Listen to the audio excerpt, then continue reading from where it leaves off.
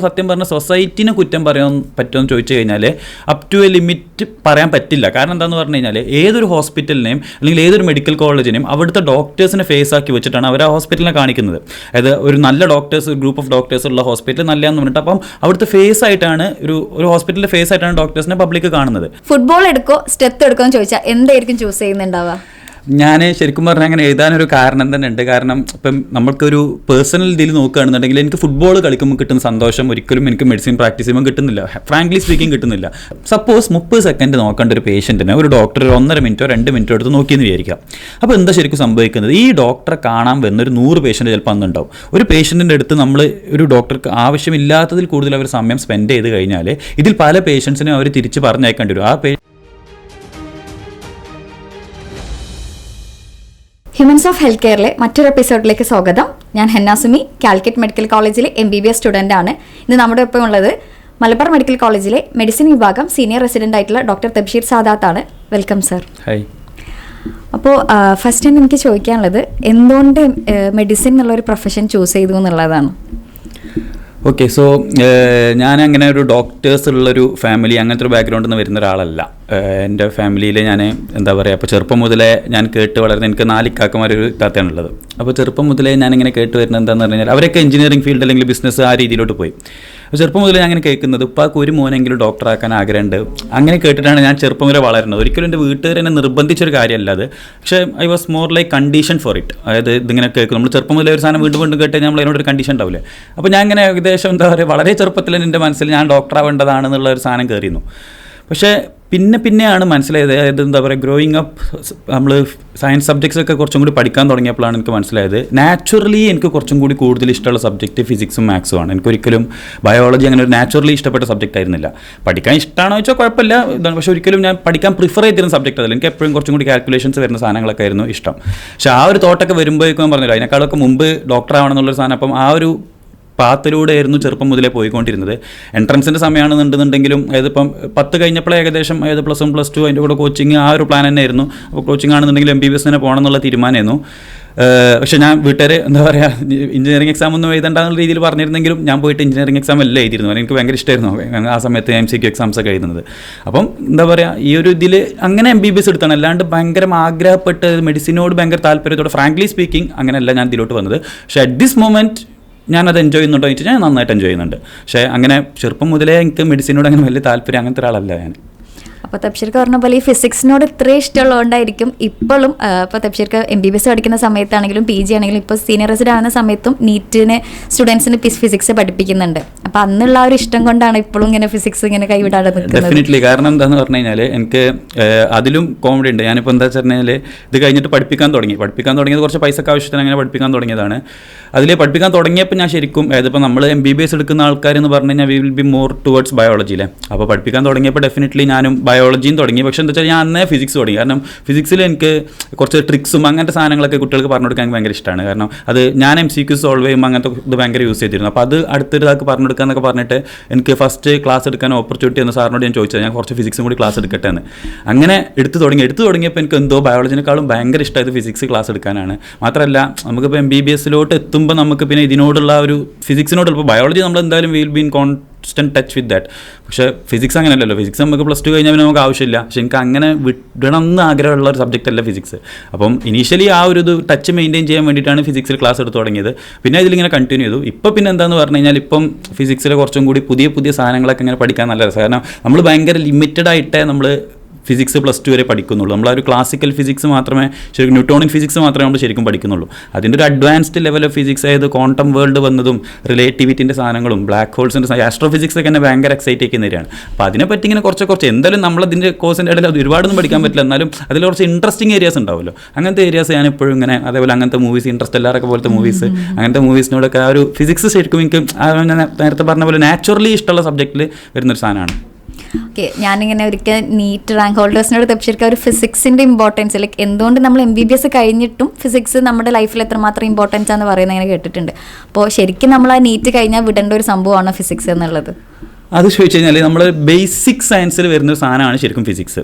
പക്ഷേ ഒരു ഡോക്ടർക്ക് ഫിസിക്സ് വേണമെന്ന് ചോദിച്ചു കഴിഞ്ഞാൽ ഒബ്വിയസ്ലി അതിൻ്റെ വളരെ കുറച്ച് ഏരിയാസ് മതി. ഇപ്പം ഫോർ എക്സാമ്പിൾ ഇപ്പോൾ റേഡിയോളജി എടുക്കുന്ന ഒരാൾക്കാണെന്നുണ്ടെങ്കിൽ അവർക്ക് വേവ്സിൻ്റെ കുറിച്ചുള്ള സാധനം, ഇലക്ട്രോ മാഗ്നറ്റിക് റേഡിയേഷൻസും അതിൻ്റെ സാധനങ്ങളൊക്കെ കുറച്ച് അറിയേണ്ടി വരും. അതല്ലാണ്ട് നമ്മൾ ഫിസിക്സ് എന്ന് പറയുമ്പോൾ നമ്മളെ മനസ്സിലോട്ട് വരുന്ന ന്യൂട്ടനും അങ്ങനത്തെ എന്താ പറയുക ഒരു മാസം സ്ലൈഡ് ചെയ്ത് പോകുന്നതും ഗ്രാവിറ്റിയും അതേപോലത്തെ ഓസിലേഷനും സിമ്പിൾ പെൻഡലും അങ്ങനത്തെ സാധനങ്ങൾ ശരിക്കും നമുക്ക് ഇതിലോട്ട് വേണ്ട.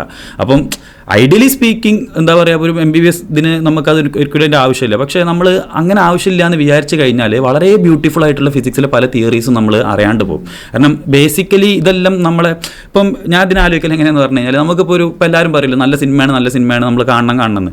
അപ്പം ആ നല്ല സിനിമ ഞാനിപ്പോൾ ഇൻ കേസ് കണ്ടിട്ടില്ല എന്നുണ്ടെന്നുണ്ടെങ്കിലും എനിക്കതൊരു ഫിക്ഷനാണ്, അത് ആരോ അവരുടെ മനസ്സിലുണ്ടാക്കി വെച്ചൊരു സ്റ്റോറിയാണ്.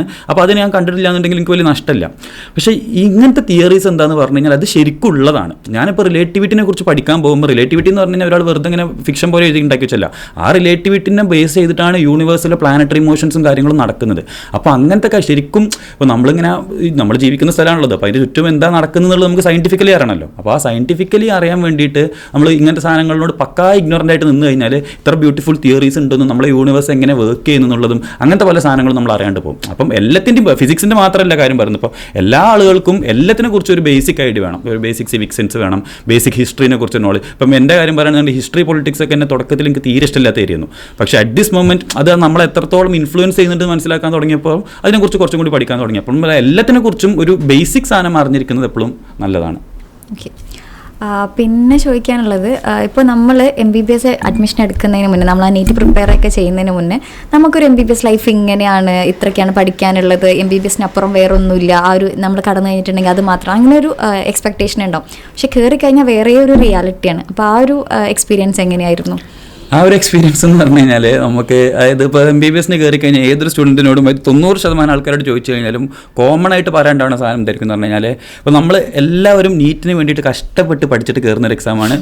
ഭയങ്കര കഷ്ടപ്പെട്ട്, അതായത് മോർ ഓഫ് എല്ലാ ആളുകളും അവരുടെ ക്ലാസ്സിലെ ടോപ്പേഴ്സും അങ്ങനത്തെ ആളുകളായിരിക്കും ഇവിടെ എത്തുന്നത് മെഡിക്കൽ കോളേജിൽ. ഇപ്പം കോഴിക്കോട് മെഡിക്കൽ കോളേജിൽ ഞാൻ കയറിയപ്പോഴും അങ്ങനെ തന്നെയായിരുന്നു. എല്ലാം എന്താ പറയുക, എല്ലാം ഒന്നിനൊന്ന് മെച്ചം സ്റ്റുഡൻസും കാര്യങ്ങളൊക്കെ ആയിരുന്നു. അപ്പോൾ അത്രയും കാലം നമ്മൾ എന്താ വെച്ചാൽ ക്ലാസ്സിൽ ടോപ്പറും കാര്യങ്ങളൊക്കെ ആയി നിൽക്കുന്ന സമയത്ത് ഇവിടുത്തെ ഒറ്റ എക്സാം നടക്കുമ്പോൾ തന്നെ നമുക്ക് മനസ്സിലാവും ഇറ്റ്സ് ടോട്ടലി ഡിഫറെൻ്റ്. അതായത് ഇതുവരെ ഞാൻ I am the biggest star in the class, ആ സാധനം ഇനി അങ്ങോട്ട് ഉണ്ടാവില്ല എന്നുള്ളതും, അതായത് ഇതിൻ്റെ ഒരു ടോട്ടൽ ഡിഫറൻസ് ഓഫ് സ്റ്റഡി എന്താണെന്നുള്ളതും. അപ്പം പലപ്പോഴും എന്താണെന്ന് പറഞ്ഞു കഴിഞ്ഞാൽ നമ്മൾ ഇതിനെ അപ്രോച്ച് ചെയ്യേണ്ട ഒരു സംഭവം എങ്ങനെയാണ്, ഇപ്പോൾ നമ്മൾ എങ്ങനെയാണ് ഒരു മെഡിക്കൽ സയൻസിൽ വരുന്ന സബ്ജക്റ്റിനെ കുറിച്ച് പഠിക്കേണ്ടത് എന്നുള്ള, അതായത് നമ്മളെല്ലാവരും NCERT ലൈൻ ബൈ ലൈൻ പഠിക്കാനുള്ള ഒരു ഇതിലാണ്. ഇപ്പോൾ നീറ്റ് കിട്ടണമെന്നുണ്ടെന്നുണ്ടെങ്കിൽ ഡെഫിനറ്റ്ലി NCERT നമുക്ക് ലൈൻ ബൈ ലൈൻ അറിയണം. അപ്പോൾ എല്ലാവരും ആ ഒരു രീതിയിലാണ് ഒരു ബയോളജി റിലേറ്റഡ് സബ്ജക്റ്റിനെ പഠിക്കണം വിചാരിക്കുന്നത്. പക്ഷേ അങ്ങനെ പഠിക്കാൻ നിന്ന് കഴിഞ്ഞാൽ നമുക്ക് ഒരിക്കലും MBBSൽ സാധനം നടക്കില്ല. അപ്പം MBBSൽ തുടക്കം കയറിയ പാടെ തന്നെ നമുക്ക് കണ്ണിങ്ഹാം എന്നും പറഞ്ഞിട്ട് 3 അനാട്ടമിൻ്റെ ബുക്കും തരും. അതേപോലെ ഞങ്ങൾ ഫോളോ ചെയ്തതിന് ചൗരസിയാണ്, ഇതിനും 3 വോളി ഉണ്ടാവും. അപ്പോൾ അനാട്ടമിക്കും അതിൻ്റെ കൂടെ എംബ്രിയോളജി, ഓസ്റ്റിയോളജി, ഹിസ്റ്റോളജി എന്ന് പറഞ്ഞാൽ എല്ലാത്തിനും സെപ്പറേറ്റ് ബുക്ക്. അപ്പോൾ അനാട്ടമിക്ക് മാത്രം തന്നെ 9-10 ബുക്ക്. അത് നമ്മൾ NCERT ബയോളജി പോലെ വായിക്കാൻ നിന്ന് കഴിഞ്ഞാൽ ഒരിക്കലും കാര്യങ്ങൾ നടക്കില്ല. അപ്പോൾ ആ റിയലൈസേഷനൊക്കെ വരാൻ സത്യം പറഞ്ഞു കഴിഞ്ഞാൽ എനിക്ക് കുറേ സമയം എടുത്താണ്. ഇത് നമ്മളങ്ങനെ വേർഡ് ബൈ വേർഡ് സംഭവം പഠിക്കേണ്ട സാധനമല്ല. നമ്മളതിനെക്കുറിച്ച് ഇപ്പം ഡിസെക്ഷനൊക്കെ നടക്കുമ്പോൾ അതിനെക്കുറിച്ച് കുറച്ച് മനസ്സിലാക്കി ആ ഒരു രീതിയിൽ പഠിക്കേണ്ട സാധനമാണെന്നുള്ള അത് വലിയൊരു ചേഞ്ച് ആയിരുന്നു. അത് എനിക്ക് MBBS ഏകദേശം സത്യം പറഞ്ഞാൽ കഴിയാനായപ്പോഴാണ് മനസ്സിലായത്.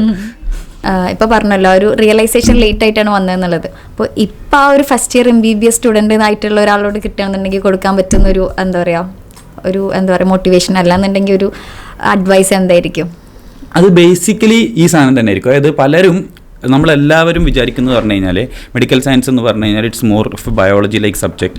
അപ്പോൾ കുറേ ഫാക്ട്സ് നമുക്ക് പഠിക്കാനുണ്ടാവും. അപ്പം എന്താ പറയുക, നമ്മളിപ്പോൾ ഒരു ഫിസിക്സിലോ കെമിസ്ട്രിയിലോ ചെയ്ത് വരുന്ന പോലെ നമ്മൾ ഒരു ഇക്വേഷൻ പഠിച്ചിട്ട് അതിൻ്റെ പല ആപ്ലിക്കേഷൻസ് അങ്ങനത്തെ അല്ല. നമ്മൾ പല സാധനങ്ങൾ, ഇപ്പം എനിക്ക് മീഡിയൻ നെർവിൻ്റെ കോഴ്സ് അറിയണമെന്നുണ്ടെങ്കിൽ എനിക്ക് മീഡിയൻ നെർവിൻ്റെ കോഴ്സ് പഠിക്കുന്നത് വേണം. അതല്ലാണ്ട് അത് നമുക്ക് നാച്ചുറലി ഒരിക്കലും വരില്ല.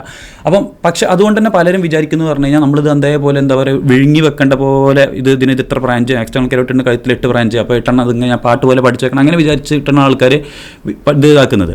പക്ഷേ ആക്ച്വലി അങ്ങനെയല്ല. അതായത് നമ്മൾ ബേസിക്കലി ഇത് പഠിക്കുന്ന എന്തിനാന്ന് പറഞ്ഞു കഴിഞ്ഞാൽ നമ്മൾ പ്രാക്ടീസ് ചെയ്ത് തുടങ്ങുമ്പോൾ നമുക്കൊരു റിയൽ ലൈഫ് പേഷ്യൻറ്റ് വരുമ്പോൾ നമുക്കത് അപ്ലൈ ചെയ്യാൻ വേണ്ടിയിട്ടാണ്. അപ്പോൾ അവിടെ നമ്മളിതിങ്ങനെ പാട്ട് പോലെ പഠിച്ചേക്കുന്നതിനേക്കാളും അത് കുറച്ചും കൂടി ഒരു എന്താ പറയുക, ഈ നമ്മളെല്ലാവരും ബൈ ഹാർട്ട് ചെയ്യുന്നതെന്ന് വിചാരിക്കുന്ന പകരം ഇപ്പം മെഡിസിനിലോട്ട് അല്ലെങ്കിൽ ഫിസിയോളജിയിലൊക്കെ വരികയാണെന്നുണ്ടെങ്കിൽ ഇപ്പം ബ്രെയിനിൻ്റെ ഫിസിയോളജി, കാർഡിയോളജി, ഇപ്പം ഞാൻ മെഡിസിനിൽ ഇപ്പോൾ കുട്ടികൾ ക്ലാസ് എടുത്ത് കൊടുക്കുമ്പോൾ എപ്പോഴും പറയുന്ന കാര്യമാണ്, എല്ലാവരും വാൽവുലർ ഹാർട്ട് ഡിസീസ് ചോദിച്ചിട്ടാണ് വരും ഇപ്പോൾ കാർഡിയോളജിയിലാണെന്നുണ്ടെങ്കിൽ.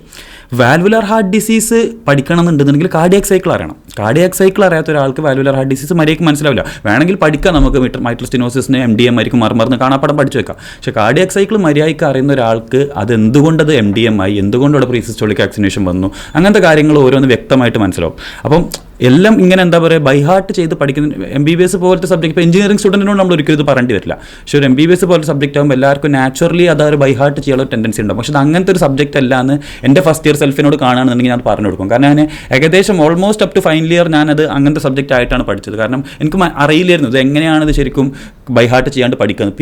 പിന്നെ മെല്ലെ നീറ്റ് PGക്ക് എൻട്രൻസിന് പഠിച്ചപ്പോഴും അതേപോലെ PG തുടങ്ങിയപ്പോഴാണ് എനിക്ക് മനസ്സിലായത് ഇത് അങ്ങനെ ഹാൻഡിൽ ചെയ്യേണ്ട ഒരു സാധനമില്ല. And that one realisation made a huge difference. അത് എനിക്ക് പഠിക്കുന്ന ആ ഒരു ബേർഡൻ ഭയങ്കരമായിട്ട് ഒഴിവായി. ഇത് ഇങ്ങനെ ഫുൾ കാണാപ്പാടം പഠിക്കുന്നതിന് പകരം ആ ഒരു സാധനം മനസ്സിലാക്കി പോയി കഴിഞ്ഞാൽ ഭയങ്കര സിമ്പിളായിരിക്കും എന്നുള്ളത് മനസ്സിലായി. അതേപോലെ ഫസ്റ്റ് ഇയർ ഇതിൽ പറയുകയാണെന്നുണ്ടെങ്കിൽ ഡിസെക്ഷൻ കുറച്ചും കൂടി ശ്രദ്ധിക്കണം എനിക്ക് പലപ്പോഴും തോന്നിയിട്ടുണ്ട്. കാരണം that's the only time you are seeing it in A dead patient. അത് കഴിഞ്ഞിട്ട് പിന്നെ നമ്മൾ എപ്പോഴും കാണുക ലൈവ് പേഷ്യൻറ്റിലാണ്. ലൈവ് പേഷ്യൻറ്റിൽ നമുക്ക് പോയിട്ട് എന്ത് ചെയ്യാൻ പറ്റില്ല, നമുക്ക് പഠിക്കാൻ പറ്റില്ല. ലൈവ് പേഷ്യൻറ്റിൽ എപ്പോഴും നമ്മൾ ആ ഒരു ജീവനുള്ള വിലയും കാര്യങ്ങളും കൊടുത്തിട്ടുണ്ട്. ഒബ്വിയസ്ലി കടാവറിനെ നമ്മൾ റെസ്പെക്ട് ചെയ്യണം. പക്ഷെ നമുക്ക് പഠിക്കാൻ പറ്റുന്ന സമയം ആ ഫസ്റ്റ് ഇയർ മാത്രമേ. ഫസ്റ്റ് ഇയർ പക്ഷേ ആ ഡിസെക്ഷൻ വരെയൊക്കെ ശ്രദ്ധിക്കണം എന്നൊക്കെ മനസ്സിലായി പോയി. ഫസ്റ്റ് ഇയറും കഴിഞ്ഞ് സെക്കൻഡ് ഇയറും കഴിഞ്ഞാണ്. അപ്പം അന്നൊന്നും ആ ഒരു തോട്ട് ഉണ്ടായിട്ടില്ല. അപ്പം ഇപ്പോൾ ഫസ്റ്റ് ഇയറിലോട്ട് തിരിച്ച് പോകുകയാണെന്നുണ്ടെങ്കിൽ ഈ രണ്ട് കാര്യങ്ങളിലായിട്ടായിരിക്കും ഞാൻ മെയിനായിട്ട് ചേഞ്ച് ചെയ്യാം. ഇപ്പോൾ BTech കഴിഞ്ഞ ഒരാൾ അതിനൊരു എന്താ പറയുക ഒരു അക്കാദമിക് ക്വാളിഫിക്കേഷൻ ആയിട്ട് മാത്രമേ കാണുന്നുള്ളൂ. അവർ വേറെ പല ജോലികളും ചെയ്യുന്നുണ്ട്, ബിസിനസ് തുടങ്ങുന്നുണ്ട്, കഫേസ് ഇടുന്നുണ്ട്. പക്ഷെ നമുക്കും ശരിക്കും ഒരു ഡോക്ടേഴ്സ് ഒരു കഫേ അല്ലെങ്കിൽ ഒരു ഡോക്ടർ ചായക്കടേൻ്റെ ആവശ്യമില്ലേ?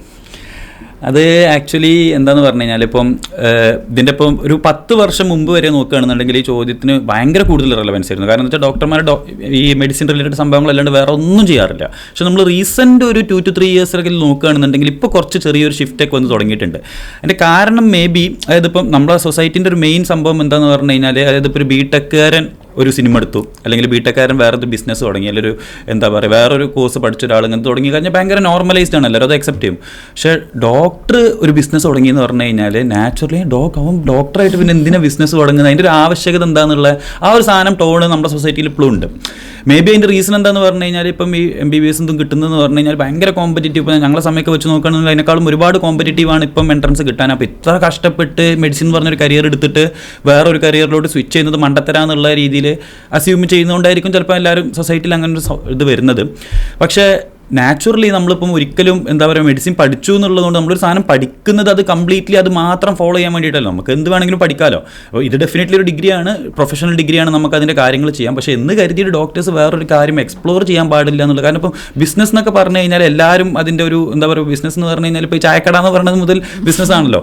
അപ്പം അതിനുള്ളൊരു എലമെൻസും അത് നമുക്ക് കാരണം നമുക്ക് അതിനെക്കുറിച്ച് അറിയില്ല. അപ്പം സത്യം പറഞ്ഞു കഴിഞ്ഞാൽ എനിക്ക് ഒരു LLP എന്താണ്, ഒരു ITR ഫയൽ ചെയ്യൽ എങ്ങനെയാണ്, അങ്ങനത്തെ സാധനങ്ങളും സത്യം പറഞ്ഞു കഴിഞ്ഞാൽ എനിക്ക് വെരി റീസെൻ്റ്ലി വരെ അറിയില്ലായിരുന്നു. ഇപ്പോൾ കുറച്ച് അങ്ങനത്തെ കാര്യങ്ങൾ ഇൻവോൾവ് ആവുന്നതുകൊണ്ടാണ് ഈ സാധനങ്ങളെക്കുറിച്ചൊക്കെ. അപ്പം അതിനെക്കുറിച്ച് ഇങ്ങനത്തെ കുറേ ഓപ്ഷൻസ് ഉണ്ട് എന്നുള്ളതും ബിസിനസ് എങ്ങനെയാണ് ഒരു ബിസിനസ് ഗ്രോത്ത് ഉണ്ടാക്കുക എന്നുള്ളതും ഒരു ബിസിനസ്സിൻ്റെ സ്റ്റേജസ് എങ്ങനെയാണ്, നമ്മളതിൽ ഒരു ഇൻവെസ്റ്ററെ കൊണ്ടുവരിക എങ്ങനെയാണ്, നമ്മളതിൻ്റെ ഒരു സ്ട്രാറ്റജീസ് എന്തായിരിക്കും, നമുക്കൊരു എക്സിറ്റ് പ്ലാൻ എന്തായിരിക്കും, അങ്ങനത്തെ സാധനങ്ങൾ എന്ന് പറഞ്ഞു കഴിഞ്ഞാൽ സത്യം പറഞ്ഞാൽ ആർക്കും അറിയില്ല. എനിക്കടക്കം ഇതിനെപ്പറ്റി ഒന്നും അറിയില്ലായിരുന്നു. പക്ഷേ റീസെൻ്റ്ലി ഇങ്ങനത്തെ കുറച്ച് ആൾക്കാരായിട്ട് അപ്പം നമ്മൾ അങ്ങനത്തെ ഒരു ഏരിയ ഉണ്ട് എന്നൊക്കെ ഇപ്പോൾ ഡോക്ടേഴ്സ് എക്സ്പ്ലോർ ചെയ്യുന്നത് ഒരിക്കലും അവരതിൽ നിന്ന് നമ്മൾ പിടിച്ച് നിർത്താൻ പാടില്ല. എല്ലാവർക്കും എഞ്ചിനീയറിന് ഇങ്ങനെ പോകാൻ പറ്റുന്ന ആ ഒരു ഫ്രീഡം ഡോക്ടർക്കും നമ്മൾ ഡെഫിനറ്റ്ലി കൊടുക്കണം. പൊതുവേ സൊസൈറ്റിക്ക് ഒരു സംഭവമുണ്ട്, MBBS പഠിച്ച് അവരാ ഒരു ഡോക്ടർ മാത്രമേ ആവാൻ പാടുള്ളൂ. ഇപ്പോൾ വേറെ ഏത് കോഴ്സ് എടുത്താലും വേറൊരു പ്രൊഫഷനിലേക്ക് പോയാൽ ആരും ചോദ്യം ചെയ്യാൻ പോകുന്നില്ല. പക്ഷെ നമ്മൾ പോകുമ്പോൾ എന്തിനാ അങ്ങനെ എടുത്ത് ഇത്രയും കഷ്ടപ്പെട്ട് പഠിച്ചാൽ അതിനാണോ എന്നുള്ളതാണ്. ശരിക്കും ഇപ്പോൾ ഒരു ഡോക്ടർ എന്നുള്ള രീതിയിൽ ഇപ്പോഴത്തെ ഒരു സിറ്റുവേഷനിൽ നമ്മൾ ആ ഒരു MBBS പ്രൊഫഷൻ വെച്ചൊരു ഡോക്ടറായിട്ട് ജോലി ചെയ്യുക എന്നുള്ളതിനേക്കാളും വേറൊരു ജോബും കൂടി, ഒരു സെക്കൻഡ് ജോബ് അല്ലെങ്കിൽ വേറൊരു ഏർണിംഗ് സോഴ്സും കൂടി ഉള്ളതിൻ്റെ ആവശ്യകത എത്രമാത്രം ഉണ്ട്? ഏർണിംഗ് സോഴ്സ് എന്ന് പറഞ്ഞു കഴിഞ്ഞാൽ അതായത് ഇപ്പം ഡോക്ടേഴ്സ് അണ്ടർ പെയ്ഡ് എന്നുള്ള ഒരു സംഭവം ഭയങ്കര പോപ്പുലറായിട്ട് ഡോക്ടേഴ്സ് പറയാറുണ്ട്. പക്ഷേ അതെന്താണെന്ന് പറഞ്ഞു കഴിഞ്ഞാൽ അത് സത്യം പറഞ്ഞു കഴിഞ്ഞാൽ ഡോക്ടേഴ്സ് അണ്ടർ പെയ്ഡ് ആണെന്ന് വെച്ച് കഴിഞ്ഞാൽ ഇന്ത്യയിൽ ഡോക്ടേഴ്സ് അണ്ടർ പെയ്ഡ് തന്നെയാണ്, അതിലൊരു സംശയമില്ല. കാരണം അത് നമ്മൾ പുറത്ത് ഇപ്പോൾ മിഡിൽ ഈസ്റ്റ് കൺട്രീസിൽ അല്ലെങ്കിൽ നമ്മൾ UK അവിടുത്തെ ഒരു ഡോക്ടേഴ്സ് പേയ്മെൻറ്റ് സ്കെയിൽ നോക്കിക്കഴിഞ്ഞാൽ നമുക്ക് മനസ്സിലാവും ഇന്ത്യയിലെ ഡോക്ടേഴ്സ് അണ്ടർ പെയ്ഡ് ആണ്. അതിന് പല പ്രശ്നങ്ങളുണ്ട്. നമ്മളെ ഇന്ത്യ ഒരു ഡെവലപ്പിംഗ് കൺട്രിയാണ്, അതുകൊണ്ട് തന്നെ നമ്മൾ ബാക്കിയുള്ള സ്ഥലങ്ങൾ എക്സ്പെക്ട് ചെയ്യുന്ന പോലെ നമുക്ക് എക്സ്പെക്ട് ചെയ്യാൻ പറ്റില്ല. പക്ഷേ നമ്മളിത് പേയ്മെൻറ്റ് കുറവാന്ന് പറഞ്ഞിട്ട് നമ്മളിത് പറയുമ്പം ലൈക്ക് ആൾക്കാർക്ക് ഇപ്പം ഇതേ പൊസിഷനിൽ ഞാൻ ഇരുന്നിട്ട് മുമ്പ് ഒരു വീഡിയോയിൽ നമ്മൾക്ക് എന്താ പറഞ്ഞു കഴിഞ്ഞാൽ ഇപ്പം പേയ്മെൻറ്റിൻ്റെ കാര്യം, അതായത് MBBS കഴിഞ്ഞിട്ട് നമ്മളൊരു PG സെലക്ട് ചെയ്യുമ്പം അതിന് പേയ്മെൻറ്റ് ബേസിസിൽ നമ്മൾ എങ്ങനെയാണ് അതായത് പേയ്മെൻറ്റ് സ്കെയിൽ നോക്കിയിട്ട് ഏത് ഡിപ്പാർട്ട്മെൻറ്റിനാണ് കൂടുതൽ പൈസ കിട്ടുക, അങ്ങനത്തെ കാര്യങ്ങൾ സംസാരിച്ചതിന് അതിൻ്റെ അടിയിൽ വന്ന കമൻറ്റ്സ് ഫുള്ള് പേയ്മെൻറ്റിനെ പറ്റി സംസാരിച്ചത് വളരെ മോശമായി പോയി. എന്താ പൈസ നോക്കിയിട്ടാണ് ഡോക്ടേഴ്സ് ഇങ്ങനത്തെ കാര്യങ്ങളിൽ പോകുന്നത്. ഞാൻ ചോദിക്കുന്നത്, നമ്മളിപ്പം ഏതൊരു ജോലി എടുക്കുകയാണെന്നുണ്ടെങ്കിലും ഇപ്പം നമ്മൾ ആരാണെന്നുണ്ടെങ്കിലും, ഞാനിപ്പം ഈ ബിടെക് കഴിഞ്ഞിട്ട് ബിടെക്കിൽ ഞാൻ എൻ്റെ സ്ട്രീം ചൂസ് ചെയ്യുന്നത്, അല്ലെങ്കിൽ നമ്മൾ സാധാരണ ഇപ്പോൾ നമ്മളൊരു മീൻ കച്ചവടം തുടങ്ങുകയാണെന്നുണ്ടെങ്കിൽ പോലും നമ്മൾ വിചാരിക്കില്ല ഏത് മീൻ വിറ്റാലേ കൂടുതൽ ലാഭം കിട്ടുകയെന്ന്. അപ്പം അങ്ങനെ ഒരു ഡോക്ടർ ചിന്തിക്കുന്നത്, ഇതിനർത്ഥം നമ്മൾ എന്താന്ന് പറഞ്ഞു കഴിഞ്ഞാൽ പേഷ്യൻറ്റിൻ്റെ ഇത് കിഡ്നി എടുത്തിട്ട് വിറ്റിട്ട് പൈസ ഉണ്ടാക്കുന്ന അങ്ങനെയല്ല. പക്ഷേ എന്തോ നമ്മൾ ആളുകൾ അത് അക്സെപ്റ്റ് ചെയ്യുന്ന അങ്ങനെയാണ്. അപ്പം സത്യം പറഞ്ഞു കഴിഞ്ഞാൽ നമ്മൾ ഈ പ്രൊഫഷനിൽ അണ്ടർ പെയ്ഡ് ആണ്. കാരണം പല രീതിയിൽ ടോക്സിസിറ്റി വരുന്ന സാധനമാണ്. അതായത് നമുക്ക് നൈറ്റ് കോൾസ് നൈറ്റ് ഡ്യൂട്ടീസ് എടുക്കുന്നു ഭയങ്കര നോർമലൈസ് ആയിട്ടുള്ള ആൾക്കാരാണ്. അതിൻ്റെ ഒരു വർക്ക് ലൈഫ് ബാലൻസ് എന്ന് പറഞ്ഞു കഴിഞ്ഞാൽ പല ഡിപ്പാർട്ട്മെൻറ്റ്സിലും വർക്ക് ലൈഫ് ബാലൻസ് ഭയങ്കര, ഇപ്പോൾ സർജിക്കൽ സ്പെഷ്യാലിറ്റീസിലൊക്കെ ഇടയ്ക്കിടയ്ക്ക് PG ലൈഫ് ഭയങ്കര ഹെക്റ്റിക്കാണ്. മെഡിസിനിലും ഹെക്റ്റിക്കാണ്, പക്ഷേ നോട്ട് അപ് ടു സർജിക്കൽ ഓർത്തോൻ്റെ അത്ര ഹെക്റ്റിക്കല്ല. എപ്പോൾ വിളിച്ചാലും പോകണം. അങ്ങനത്തെ കാര്യങ്ങളൊക്കെ വെച്ച് നോക്കുമ്പം അതിൻ്റെ ഒരു പേയ്മെൻറ്റ് സ്കെയിൽ വെച്ച് നോക്കുമ്പോൾ ബാക്കിയുള്ള പ്രൊഫഷനെ വെച്ച് കിട്ടുന്ന നോക്കുമ്പോൾ നമുക്ക് ഡെഫിനറ്റ്ലി പേയ്മെൻറ്റ് കുറവ് തന്നെയാണ്.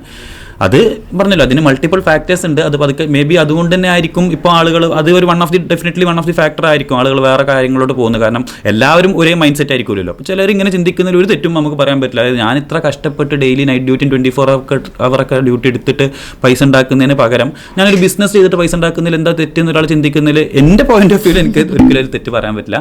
പക്ഷേ ചിലപ്പം നാട്ടുകാർ നോക്കുമ്പോൾ തെറ്റുണ്ടാവും. അത് പക്ഷേ ഞാൻ പറഞ്ഞല്ലോ, അതിൽ ഈ ഒരു ആസ്പെക്റ്റ് ആണെന്നുള്ളത്. ഏതൊരു പ്രൊഫഷൻ ആണെന്നുണ്ടെങ്കിലും സാലറിയും പേയ്മെൻറ്റും എല്ലാവരുടെയും ഒരു കൺസേൺ ആയിരിക്കും. അത് ഡോക്ടർ ഒരു കൺസേൺ ആക്കി വെക്കുന്നതിൽ തെറ്റുണ്ടെന്ന് എനിക്ക് തോന്നുന്നില്ല. നമ്മൾ ഈ ഒരു ഇഷ്യൂ എപ്പോൾ റേസ് ചെയ്താലും, ഇപ്പോൾ ഈയിടെയായിട്ട് സോഷ്യൽ മീഡിയയിൽ ഒരു ഇൻഫ്ലുവൻസർ ഇങ്ങനെ, അപ്പോൾ അവർക്കെതിരെ ഭയങ്കരമായിട്ടൊരു സൈബർ ബുള്ളിങ് ആണ് കണ്ടുകൊണ്ടിരിക്കുന്നത്. നമ്മൾ വേറൊരു പ്രൊഫഷൻ ലൈക്ക് ഒരു ഫിക്സ്ഡ് സാലറി ഇല്ല എന്ന് പറയുമ്പോൾ അതിനെ സപ്പോർട്ട് ചെയ്യും. നമ്മളത് പറയുന്ന സമയത്ത് നിങ്ങൾ പൈസ ഉണ്ടാക്കാൻ വേണ്ടിയിട്ടാണോ എന്നുള്ളൊരു രീതിയിലാണ് പബ്ലിക് എപ്പോഴും റിയാക്ട് ചെയ്യുന്നത്.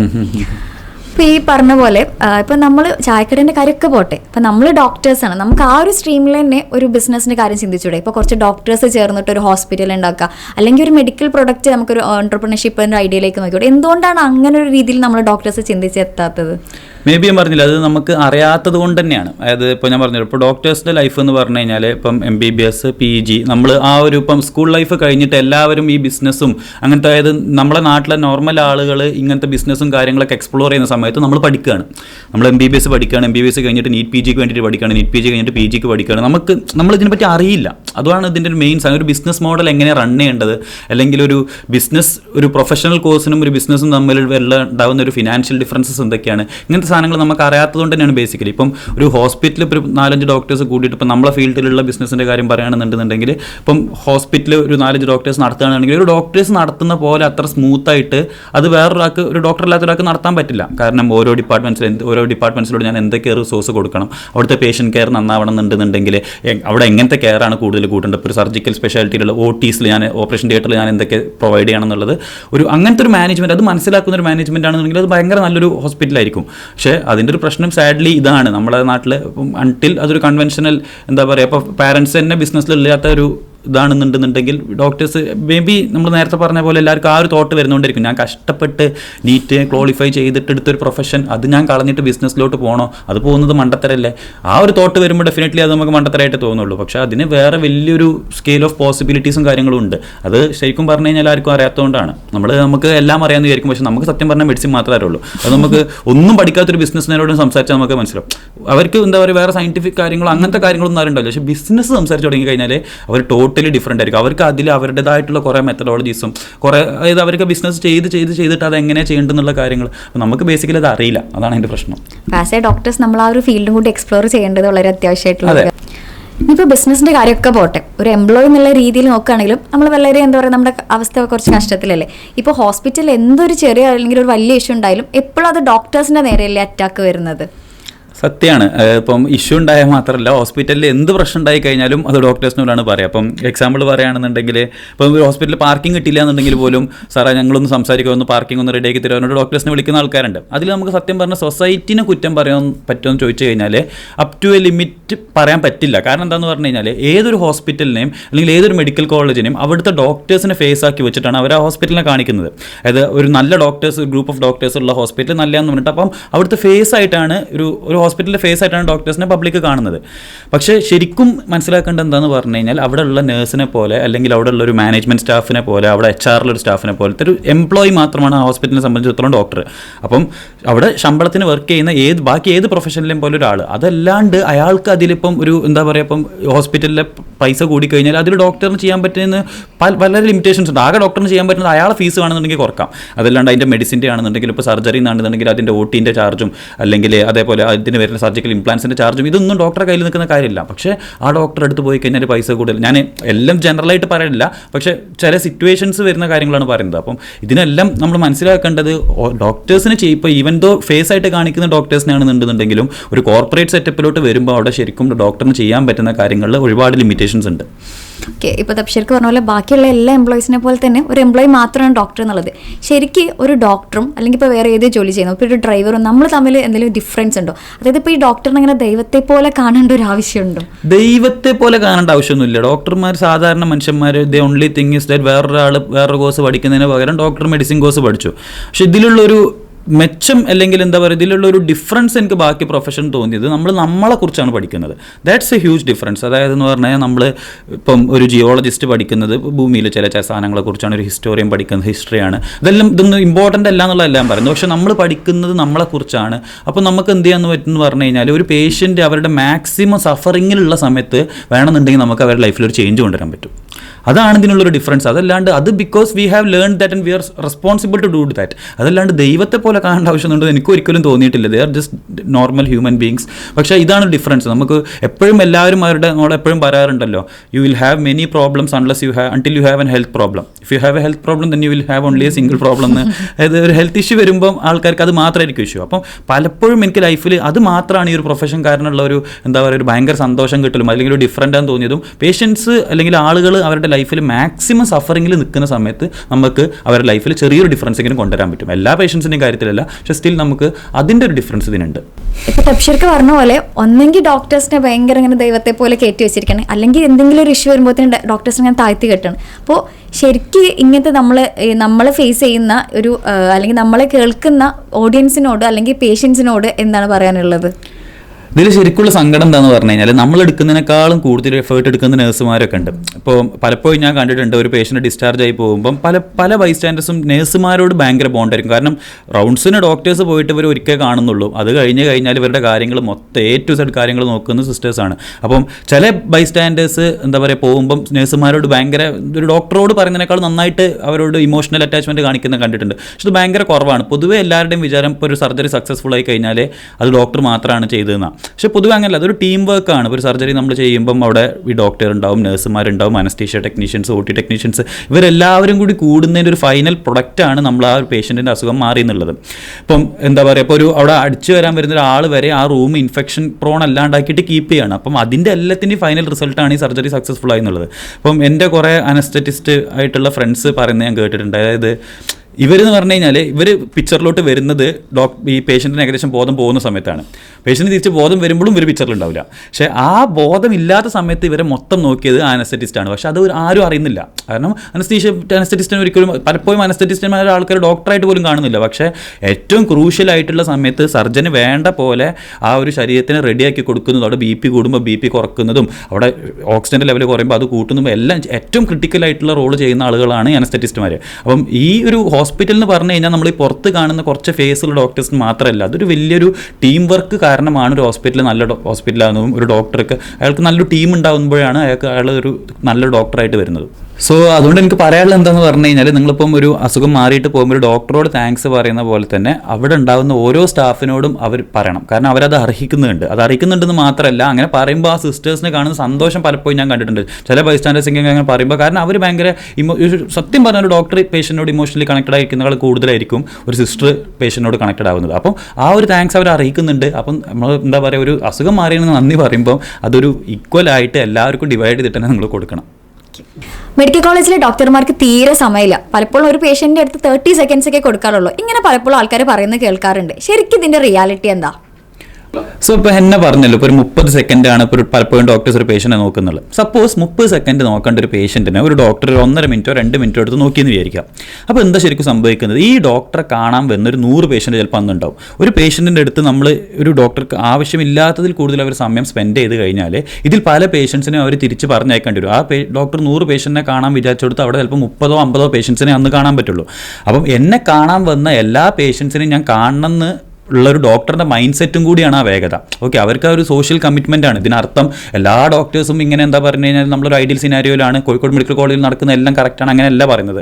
നമ്മളിപ്പോൾ നമുക്ക് ലിമിറ്റഡ് ആയിട്ടുള്ള റിസോഴ്സ് ഉള്ള ഒരു സിറ്റുവേഷൻ വെച്ച് നോക്കുമ്പോൾ ആ ഒരു ടൈമിൻ്റെ ഡെഫിഷ്യൻസി അവിടെ വരുന്നുണ്ട്. രണ്ടാമത്തെ കാര്യം എന്താണെന്ന് പറഞ്ഞു കഴിഞ്ഞാൽ ഈ ഡോക്ടർ 30 സെക്കൻഡ് കൊണ്ട് എന്തോ നോക്കല്ല. ഈ ഡോക്ടർ അവിടെ ഇരിക്കാൻ തുടങ്ങിയിട്ട് കുറേ വർഷങ്ങളായി ഇതുപോലത്തെ ഒരുപാട് പേഷ്യൻസിനെ അവർ കണ്ടിട്ടുണ്ട്. അപ്പോൾ നിങ്ങളുടെ പ്രശ്നങ്ങൾ എന്താണെന്ന് നിങ്ങൾ പറയുന്നതിന് മുമ്പ് നിങ്ങളുടെ ലക്ഷണങ്ങൾ നോക്കിയിട്ട് മനസ്സിലാക്കാൻ പറ്റുന്ന ഡോക്ടേഴ്സ് ആണ് പലരും. അപ്പോൾ ഈ 30 സെക്കൻഡ് മതി അവർക്ക് എന്ത് ആ പേഷ്യൻറ്റിൻ്റെ പ്രശ്നം മനസ്സിലാക്കിയിട്ട് മരുന്ന് എഴുതാൻ. അല്ലാണ്ട് ഒരിക്കലും 2 മിനിറ്റ് വെച്ച് നോക്കേണ്ട ഒരു പേഷ്യൻറ്റിനെ ഒരു ഡോക്ടർ 30 സെക്കൻഡ് നോക്കിയിട്ട് വിടില്ല. കാരണം ഒരു മരുന്ന് എഴുതുന്ന തെറ്റിക്കഴിഞ്ഞാൽ നമ്മളെ ഭാഗത്തുനിന്ന് നെഗ്ലിജൻസ് ആണ്. അപ്പോൾ ആ കാര്യങ്ങൾ ഇങ്ങനെ പല കാര്യങ്ങൾ നോക്കിയിട്ട് അതിൻ്റെ ഒരു ഇമ്പോർട്ടൻസ് നോക്കിയിട്ട് ഒരു ഡോക്ടർ ഒരു മരുന്ന് എഴുതുള്ളൂ. അപ്പം നമുക്കൊരു ഇപ്പോഴത്തെ ഒരു റിസോഴ്സിൻ്റെ ഒരു ലിമിറ്റേഷൻസിൽ നമുക്ക് ഇങ്ങനെ തന്നെ ചെയ്യാൻ പറ്റുള്ളൂ.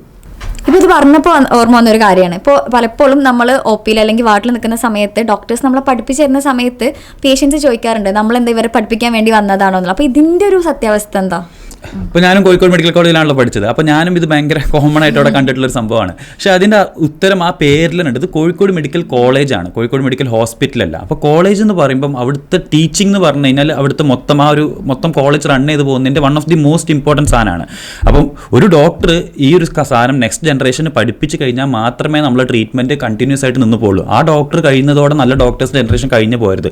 അപ്പം ഈ ഒരു സാധനം ഒരു ഡോക്ടർക്ക് അറിയുന്ന കാര്യം അടുത്ത ജനറേഷന് പറഞ്ഞു കൊടുക്കുന്നത് എത്ര ഇമ്പോർട്ടൻ്റ് ആണ് ഡോക്ടർ കാണുന്നുണ്ടോ അത്ര തന്നെ ഇമ്പോർട്ടൻ്റ് ആണ് പേഷ്യൻറ്റിനും. കാരണം ഈ പേഷ്യൻറ്റിനെ മാത്രമല്ല നോക്കേണ്ടത്, ഇവരുടെ മക്കളും ഈ അടുത്ത് വരുന്ന ജനറേഷനും നോക്കാൻ വേണ്ടിയിട്ട് ഇവിടെ നല്ല ഡോക്ടേഴ്സ് ഉണ്ടാവണമെന്നുണ്ടെന്നുണ്ടെങ്കിൽ ഒരു ഡോക്ടർ അടുത്ത ജനറേഷന് പറഞ്ഞു കൊടുക്കുന്നത് അവിടെ ഭയങ്കര ഇമ്പോർട്ടൻ്റ് ആയിട്ട് നടക്കുന്ന സാധനമാണ്. അപ്പോൾ ടീച്ചിങ് മെഡിക്കൽ കോളേജിൽ ട്രീറ്റ്മെൻറ്റിൻ്റെ one of the core element ആണ്. അത് പക്ഷേ എന്താ വെച്ചാൽ പലപ്പോഴും പേഷ്യൻസ് ആ ഒരു ആസ്പെക്റ്റ് മനസ്സിലാക്കാറില്ല.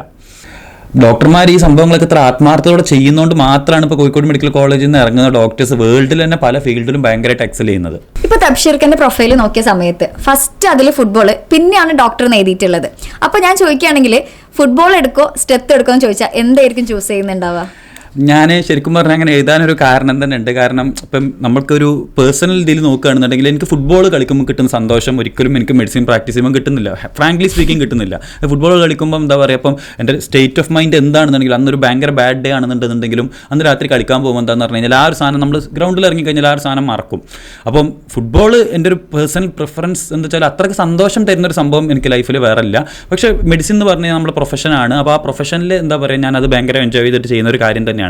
ഇതിലിപ്പം ഒരു കാര്യം പറയുകയാണെന്നുണ്ടെങ്കിൽ ഇപ്പോൾ ഫുട്ബോൾ എന്നെ എന്താ പറയുക ജീവിതത്തിലെ പല സാധനങ്ങളും ഡീൽ ചെയ്യാൻ വേണ്ടിയിട്ട് ഫുട്ബോൾ സത്യം പറഞ്ഞാൽ എന്നെ സഹായിച്ചിട്ടുണ്ട്. കാരണം പണ്ട് ഞാൻ കളിക്കുമ്പോൾ എപ്പോഴും ശ്രദ്ധിച്ചിരുന്നൊരു കാര്യമെന്ന് വെറുതെ കളിക്കുമ്പോൾ കോളേജിലൊക്കെ എത്തിയതിനു ശേഷം ടൂർണമെൻറ്റുകൾ ഇങ്ങനെ കളിക്കാൻ തുടങ്ങിയത്. അപ്പോൾ വെറുതെ കളിക്കുമ്പോൾ വെറുതെ നമ്മൾ വൈകുന്നേരം കളിക്കൂല, വൈകുന്നേരം കളിക്കുമ്പോൾ നന്നായിട്ട് കളിക്കാൻ പറ്റും. പക്ഷേ ശരിക്കും ഒരു ടൂർണമെൻറ്റ് വരും, പ്രത്യേകിച്ച് നമ്മളെ കോളേജിൽ ടൂർണമെൻറ്റ് വരുമ്പം എനിക്ക് അത്ര നന്നായിട്ട് പെർഫോം ചെയ്യാൻ പറ്റില്ല.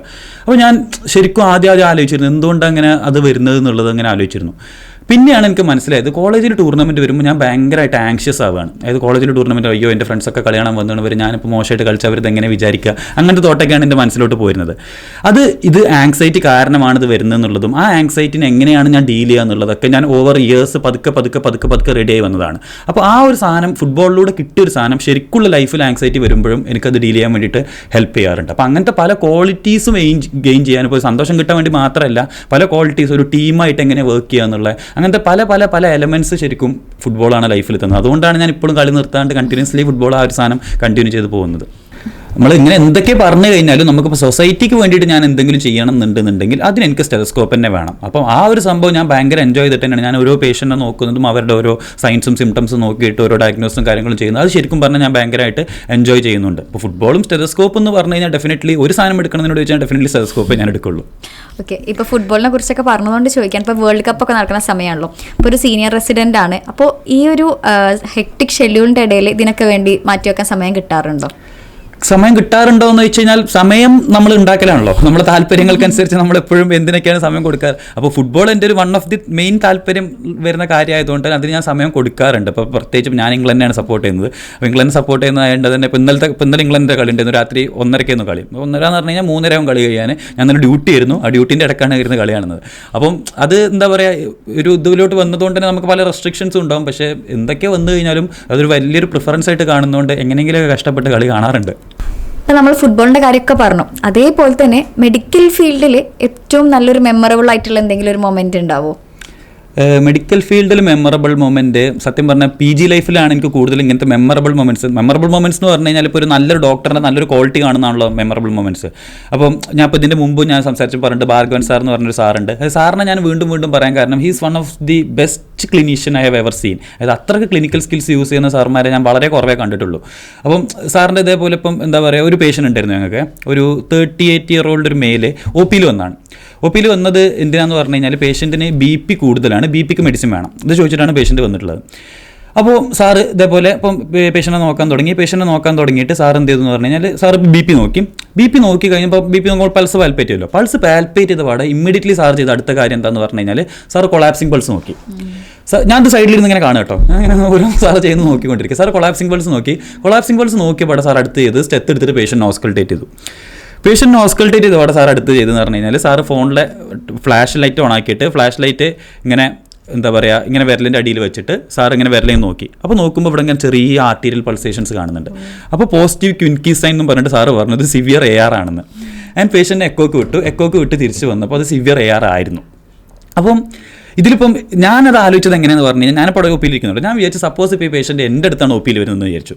എൻ്റെ അടുത്താണ് OP വരുന്നുണ്ടെങ്കിൽ ഡെഫിനറ്റ്ലി ഞാൻ എന്താ ചെയ്യാം, BP നോക്കും, ആ പേഷ്യൻറ്റ് BP കൂടുതലാണ്, BPക്കുള്ള മെഡിസിൻ കഴിക്കണം എന്ന് പറഞ്ഞിട്ട് ഞാൻ BPൻ്റെ മെഡിസിൻ എഴുതി കൊടുക്കും. അത് ഒരു ഇത്രയ്ക്ക് ക്ലിനിക്കൽ സ്കിൽ ഇപ്പോൾ എല്ലാവരും എന്നോട് ചോദിക്കലുണ്ട്, ഇന്നത്തെ കാലത്തൊക്കെ ഇത്രയും സോഫിസ്റ്റിക്കേറ്റഡ് ഇൻവെസ്റ്റിഗേഷൻസ് ഉള്ള സമയത്ത് ക്ലിനിക്കൽ സ്കിൽസിന് ഇമ്പോർട്ടൻസ് ഉണ്ടോ എന്നുള്ളത്. എക്കോടുത്ത് നോക്കി കഴിഞ്ഞാൽ നമുക്ക് മർമർ ഉണ്ടോ ഇല്ലെന്നുള്ള അറിയില്ല എന്നുള്ളത്.